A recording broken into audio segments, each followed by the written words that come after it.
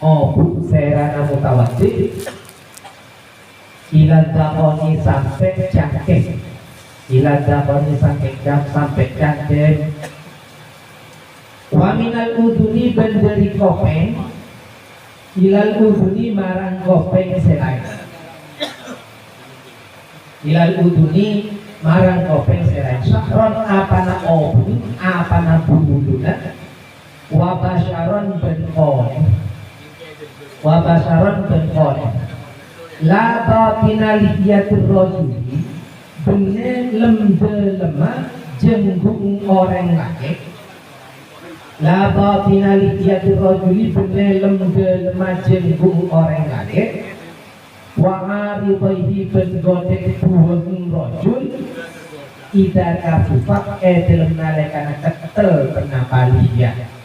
Wa aribaihi idar kafufak dalam nalekana ketel penapaliya rojul wa aribaihi. Fardu wudhu yang nomor 2 adalah membasuh semua wajah. Batasan-batasan yang harus dibasuh mulai dari tempat tumbuh rambut di kepala atas ke bawah sampai cangkeh, sampai dagu. Sedangkan secara memanjang pinggir temu pinggir itu batasannya adalah telinga temu telinga, telinga yang satu sampai telinga. Ini batasan memanjangnya dari tempat tumbuh kepala, rambut di kepala sampai dagu. Sedangkan pinggir secara lebar itu dari telinga yang satu sampai telinga yang lain. Dan semua yang ada di wajah ini harus dibasuh, baik itu adalah bulu atau kulit. Bulu atau kulit itu harus terbasuh. Kecuali tidak wajib membasuh bagian dalam jenggot orang laki-laki atau ari. Konteks kalau biasa namanya. Yang dimaksud ari itu brewok itu brewok. Itu ari. Yang ini yang tempatnya di bulan di depan telinga itu namanya idar. Yang di persisik ini loh dari ini. Yang tumbuh di atas tulang di depan telinga itu namanya idar. Aridoi ini adalah yang ke bawah. Sehingga kalau kalian lihat kamus, arid itu artinya mutapidi. Berarti brewoknya di sini. Nah, yang ada tumbuh di wajah itu namanya arid. Itu kalau tebal, maka bagian dalam kulit yang ada di dalamnya tidak wajib kena air, tidak wajib kena basuhan air. Itu kalau tebal. Maksudnya tebal itu bagaimana? Jenggot tebal, arit tebal itu bagaimana? Artinya umpama kita ngomongan berhadap-hadapan seperti ngomong, maka bagian dalamnya bagian dalamnya di bawahnya jenggot itu tidak kelihatan. Kulit yang ada di bawah itu tidak kelihatan. Maka itu dianggap tebal. Orang Indonesia rata-rata nggak tebal. Jadi itu harus kena sampai dalam-dalamnya harus kena. Tapi nanti sekalipun tidak wajib dibasuh bagian dalam, tetap ada kesunatan untuk membasuh selah-selahnya biar air itu juga masuk ke bagian dalam. Tapi ini untuk orang laki-laki, beda orang gini jenggung, pakai ketat. Kita harus tetap itu, karena di sini cuma rojul, ya atau brewoan. Kita berlebihnya tetap wajib dibasuh bagian dalamnya ketika membasuh wajah. Asal isu pilih saya nomor telok. Gosnul yada ini peneka masuk tanang dua ma'al mirfaqo ini dalam sertana jengkol dua.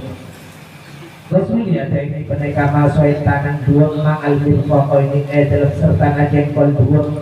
Wa ma ben masuk bareng alaihi saya tetap ingatasi mirfaqo ini. Saya tetap ingatasi yada ini.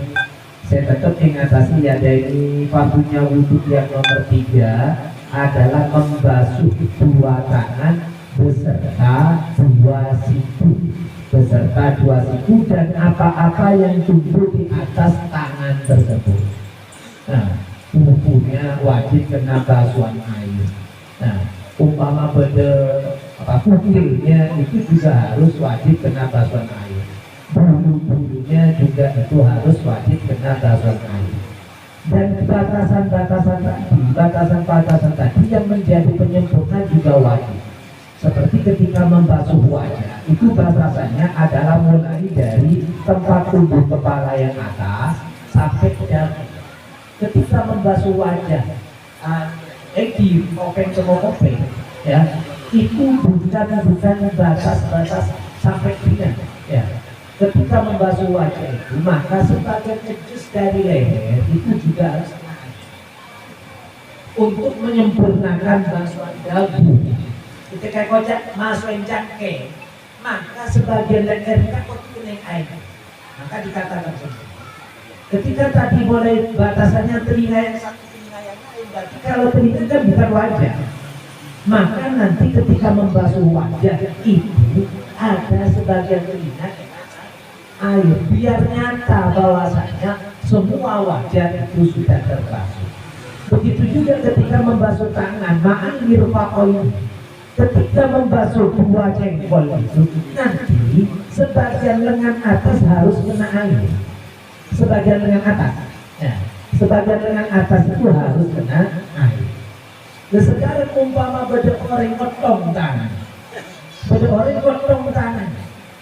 cuma nirpaknya jengkol lagi beda, maka wajib membasuh karena nirpak, jengkol lagi beda. Nah, itu maka wajib membasuh nirpaknya.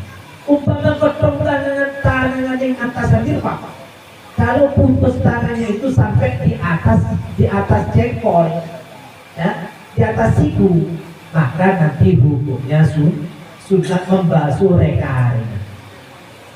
Karena di sini batasannya mulai sampai nirpak. Umpama beda orang, ya, lengan atas mereka pandangan tempur lengan bebu, artinya jengkol ada semak kebu, wajib. Karena juga harus membasuh nirpak.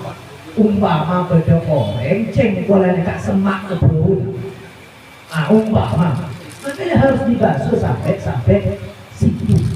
Karena ketentuannya ma'al nirpakoin, sikunya juga harus kena basuh.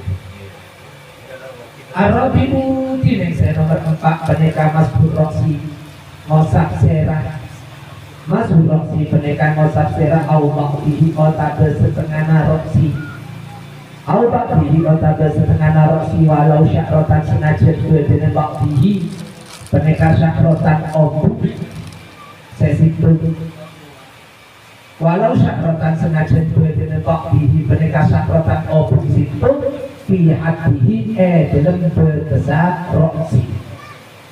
Rukun yang nomor 4 atau fardunya wudhu yang nomor 4 adalah mengusap kepala atau mengusap sebagian kepala, cuma sebagian saja.